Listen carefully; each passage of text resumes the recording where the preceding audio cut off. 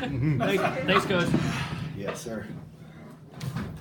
Well, first of all, I'll start off by saying I thought the game needed to be exactly the way it kind of unfolded.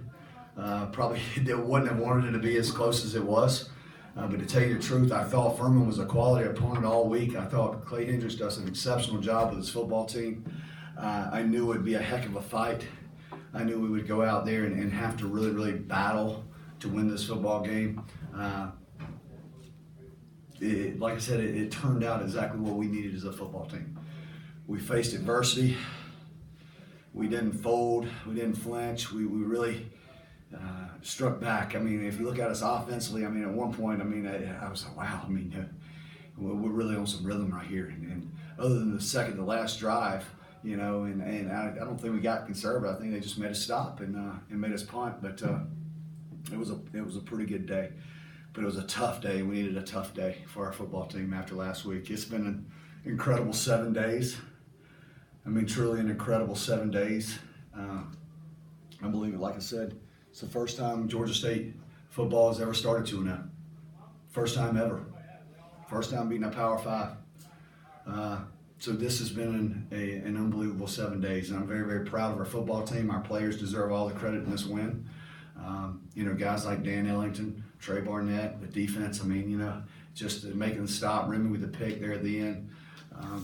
Truly was a total team effort. Was not sharp by any stretch of the imagination. Wasn't sharp at all. I mean, you know, we're turning guys loose in the secondary, and you know they're more so a triple option team, and guys at times look like they are a run and shoot team the way they were throwing the football against us. We've got to correct some things. We've got to correct a lot of things, and we've got to get ready to play Western Michigan. And it's coming really quickly. Time stands still for no one, and they're going to be ready for us. Questions? Hey, Coach, Anthony with the Georgia State Sentinel and the Atlanta Voice. You guys kind of started off slow to begin the game, but then as the game kind of went on in the second half, you felt the rhythm, was able to get a lot of touchdowns and scoring going. Was the slow start due to mainly just mistakes or nerves, or what went into that pretty much? You were here the whole game, correct? Yes, sir. All right. Well, we had the ball for 12 plays in the first quarter offensively. Our first drive was 9 plays. I think we took it down in less than 45 seconds. And we had a personal foul, big dumb personal foul by number 75, Quan Gilmore. And I say it dumb because, you know, a personal foul in that point in the red zone right there where we're going in to score, we've got them on their heels, they're tired, and it's the opening possession. We're fixing to match them 7-7. And to do that was just bonehead. You can't do that. Yeah. You know, football's a very, very emotional game, and I understand that because I'm the same way. I'm emotional, but we got to understand if we want to accomplish the things necessary to be a good football team, we can't do it. You know, I'll go ahead and I'll tell you. I mean, at Tennessee, I'm picky about dress. You know, some of the things that we wear and what we issue and what they can and can't wear. Well, you know, for some reason or another, we thought we could come out there with arm sleeves on and high socks and wristbands and this and that, and we thought we were going to be, you know, cute and pretty and look flashy. And to tell you the truth, you know, they came and knocked ourselves in the mouth because we thought we were cute and flashy. Didn't wear it at Tennessee. Didn't come out of the locker room like that in Tennessee. Didn't unfold like this really. So, you know, I got to do a better job of handling that, and I will. But that was some of the concentration that I thought wasn't there when I saw him come out like that. Hey, Coach, right here in the middle. Yes. Taylor Dunn at ThursdayNight.com. I saw Dan kind of hobbled a little bit sometime in the first half. Do you have an update on his condition? Listen, boss, I just walked off the field. I mean, he took the last snap, right? He's a competitor. I mean, you saw him play tonight. I'm sure he's got a lower leg injury. He's probably got a bruise. I don't think it's a break. I don't think he tore his ACL because he's finished the game. I think he's going to be ready to go. But he is a competitor. He's battled. So, yeah, he's sore. He should be sore. I mean, come on. It's a tough game out there. Hey, Coach. Talk me through the last play of the first half and how big that was to get a touchdown instead of a field goal. when you saw old Terrence catch that ball right there and wheel himself in, I'm telling you, I thought he might be a yard short on that throw. And when he caught it, and Terrence is only about 5'4.5", and he stretched his little arms. He put that ball across, and the momentum swing at that point was amazing, I thought, because, wow, just the way he got in, and right there, zeros on the clock, and we kicked the extra point, we head in with great momentum, get the ball in the second half, and we understand we really can take control in the game. We had them on the ropes, throwing the football, we tempoed them a lot, and they were tired, they were cramping a lot.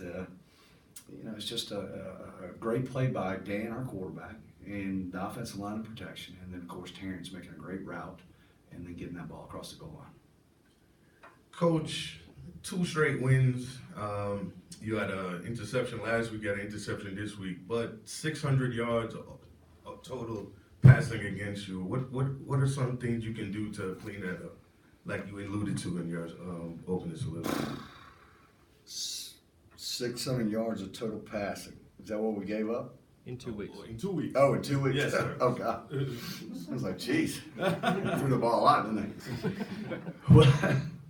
Well, first of all, I think the pass rush can dictate a little bit of that. But we were leaving guys uncovered. They were running free. They had a great scheme in their play action, and our eyes weren't in the right spot. We weren't aligned correctly. There was missed assignments in the back end, and that stuff's uncalled for. Really, really uncalled for. We gotta have better discipline in the meeting room and be able to take it out on the field, because we certainly didn't have the discipline in the meeting room to take it out on the field this week. It was very, very evident, because too many guys running free. But I think we have to do a better job. And I'll personally tell you, we've got to put our guys in position to be successful. We've got to make sure that is. Whether that's a coaching problem, we're going to find out, or that's a player problem. But we're going to find that solution out, and we're going to figure it out, and we're going to move forward. I think we can get it handled. Hey, Coach Nia Sapp Yes. with Crush Sports Talk. Talk about how important it is for your team to not only, one, remain focused going into the next game, but also remaining healthy. Well, I think we had one critical injury tonight, and when we had one critical injury a week ago, I don't know at any point once you've practiced 31 days and been through 2 ball games if you're ever healthy once the season starts. You're just not that way. Dan's not going to be full 100%. He probably won't be 100% the rest of the year. We've lost 2 of our starters now to injury. We've got to have some guys that step up. So, I wouldn't call us fortunate in the injury category at this moment. We've had some problems.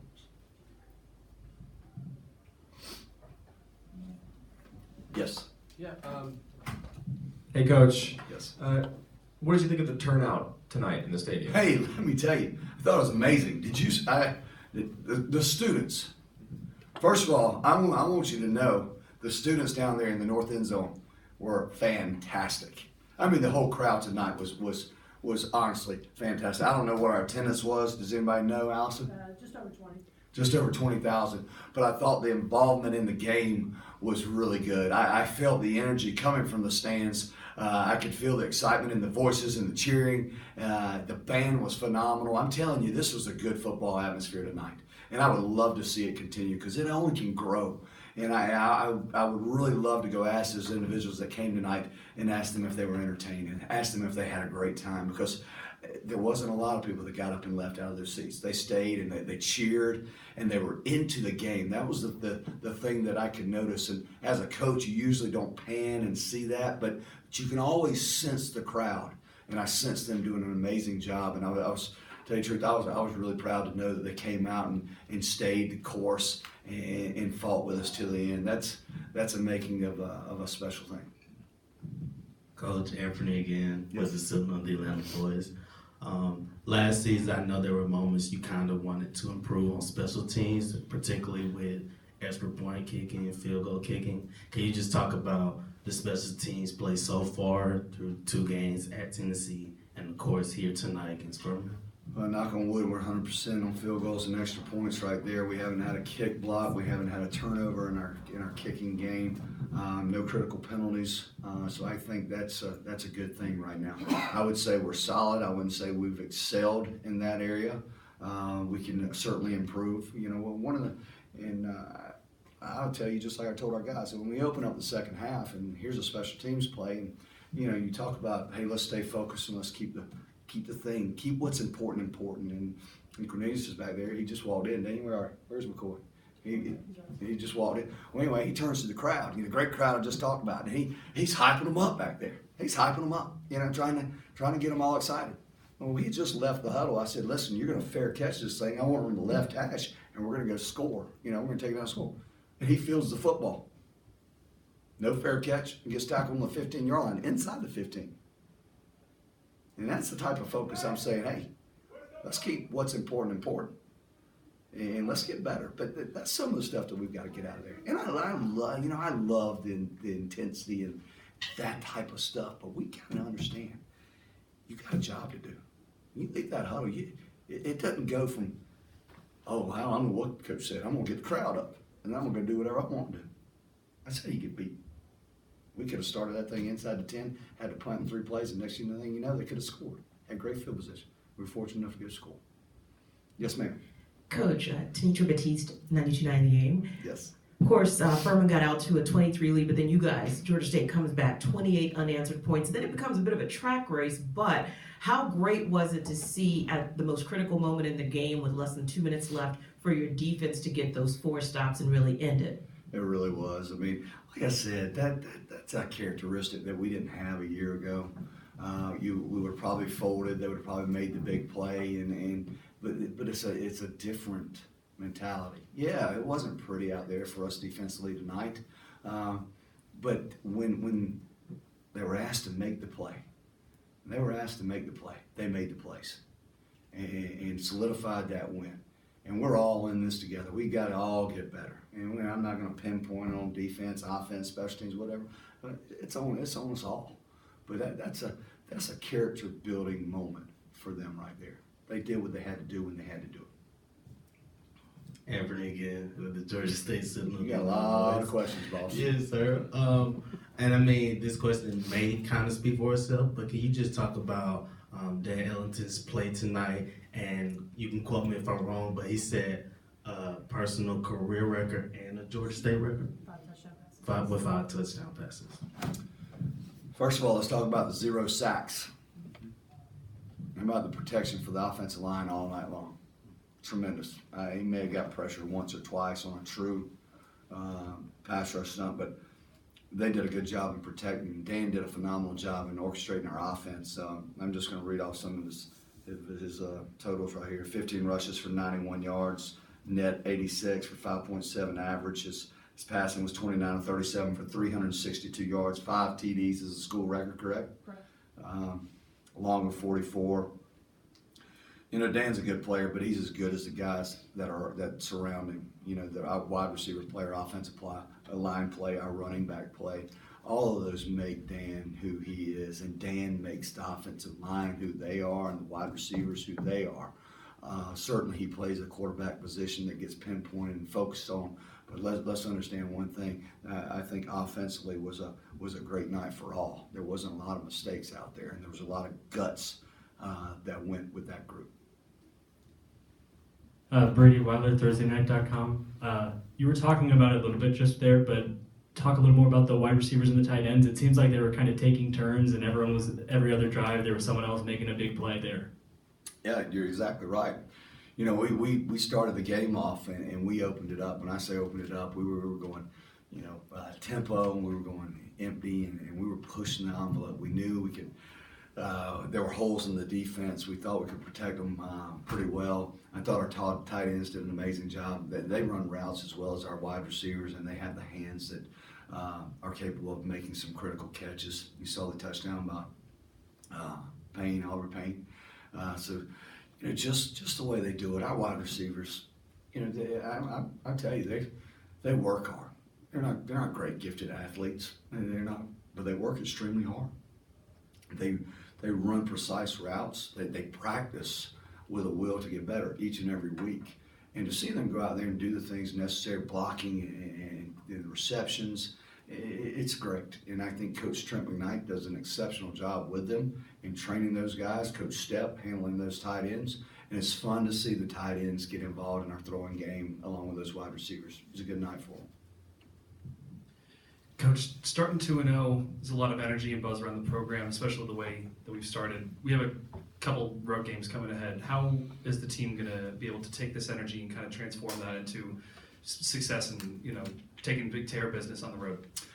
Yeah, you know, that's a great question. I mean, after starting 2-0, we're gonna go in and we're gonna watch the film, and then we'll probably assess that tomorrow afternoon and into Monday. It's certainly going to be much better than going in 1-1 or 0-2, isn't it? I think the energy around campus is always going to stay abuzz right now. It's very unfortunate that we don't play at home for another 3 weeks, 4 weeks. That's so unfortunate because we've generated a momentum and then an exciting contest, an exciting venue for those students, and you saw them out there and getting involved in that. But I think they're going to be back. I think the energy will still stay abuzz. We've got to go and continue to play well and keep them excited to come back when we play at home again. You know, it's out there for us. I don't know if we're a good football team at this moment, but I know we have the makings of being a good football team. We certainly have got the makings of it. Anything else for Coach? Thank y'all very much. Appreciate you. Thanks, Coach. Thank y'all.